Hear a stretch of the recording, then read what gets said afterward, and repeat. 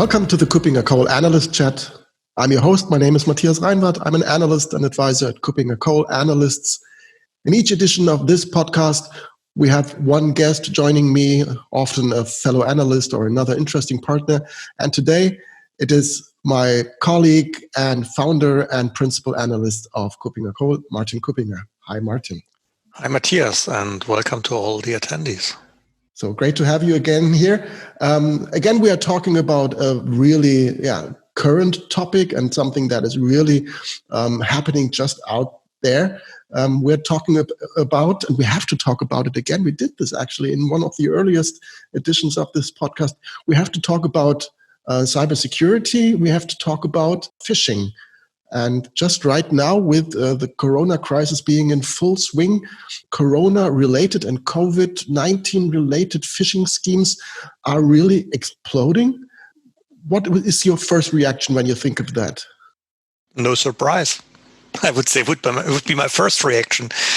It is always, once a certain topic becomes popular, the cyber criminals jump on it because they have a very, very simple approach, which is I need to send out something, or I need to use something for phishing which attracts people. And apparently the current crisis or the hot topic of the day usually are the topics they use. So that it is these days, Corona is nothing new.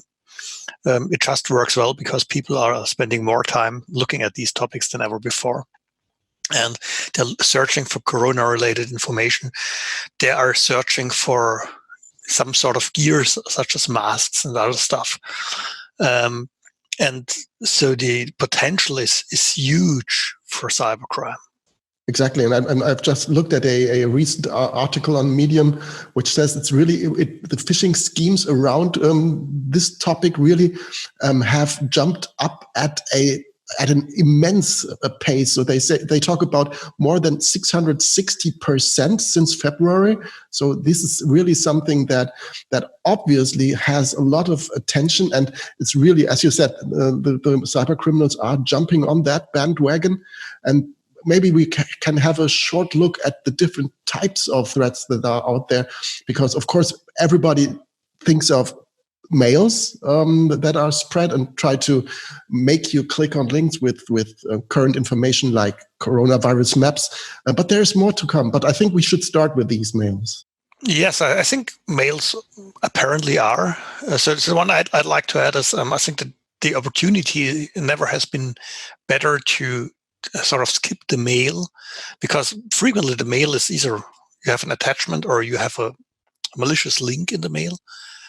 Right now, you have a huge opportunity to have people directly visiting the malicious website, which is, I would say, the big difference. And I would say, if you look at a third aspect, so this more social phishing via phone and other types of messages, I would say this is apparently not as much needed, because the attackers can go for the simple schemes, sending out mails, having links in tweets, having links in other types of social media communication, or just trying to push a website with malicious links high enough, and you're done. Exactly. I think this mail topic, it's training, it's making people understand there are always the same identifying signals that really make one suspicious if this is really an actual mail or this is a faked mail. But nevertheless, you have to do it. You have to make sure and just ignore everything that is sent into your inbox about coronavirus. I think that is not a bad recommendation. Yeah, I think that is a very important one. But I would go even one step further. If you're realistic, the level of sophistication in attacks in these days is lower than it commonly is and has been. So with all the people looking at corona news, you don't need sophisticated attacks these days because at the end, the model is very simple. Try to find as many people as you can which are clicking a malicious link, opening a malicious document, etc., to have the entry points for subsequent attacks. It is far easier these days.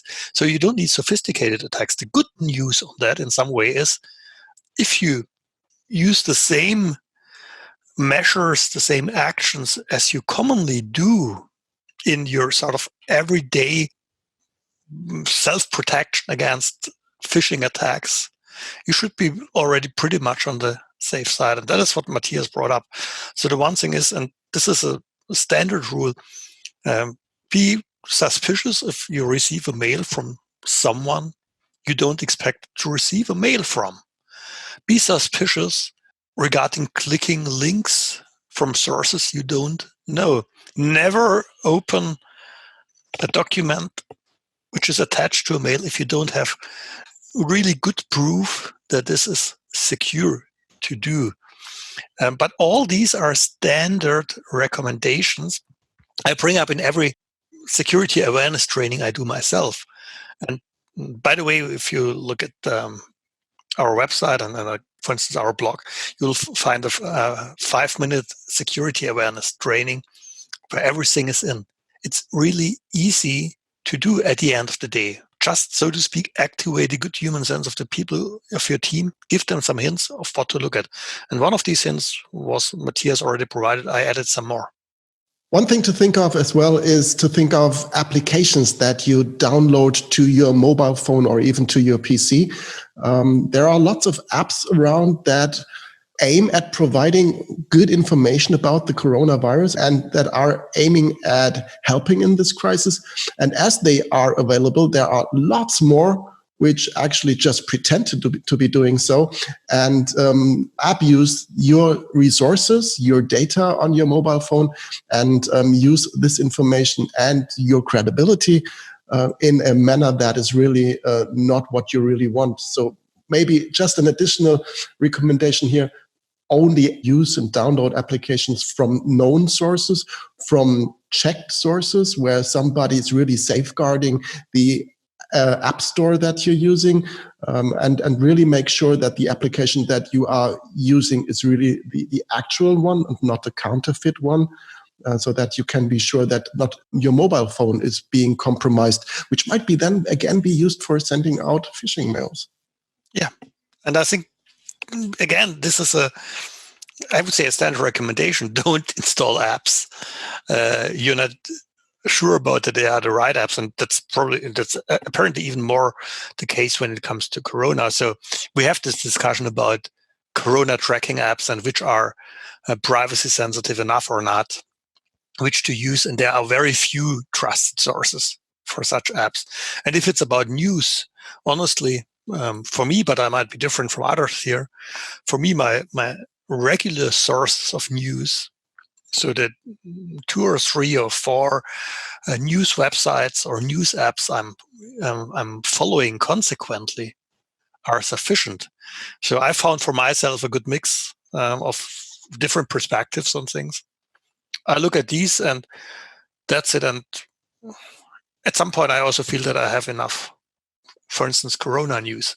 So again, most probably more than enough. More than enough, yes. And so probably best advice is select a few trustworthy sources, rely on these, and don't go for every other type of information you could get. So limit it, and maybe best go for the standard, the well-known publications, for instance, which provide so much information, plus maybe the Johns Hopkins University or in Germany, the Robert Koch Institute, a few other public sources which became prominent these days. But if you hear this name every day 10 or 15 or 20 times, and then use their official website, then you should be also on the pretty safe side.